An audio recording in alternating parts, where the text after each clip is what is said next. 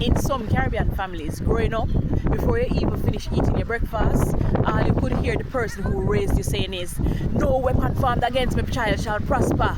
But sometimes the words hurt in our families are coming from inside the house. All some people experience inside of them houses: sarcasm, silent treatment, shouting, and humiliation. The next time before you speak, ask yourself, will this repair or will it wound the person? Join us over on Rooted in the Caribbean Family Circle and School. Come and we laugh about it, talk about it, and build differently. This is the conflict resolution lady. Thank you for listening. Stay tuned for more. Take care.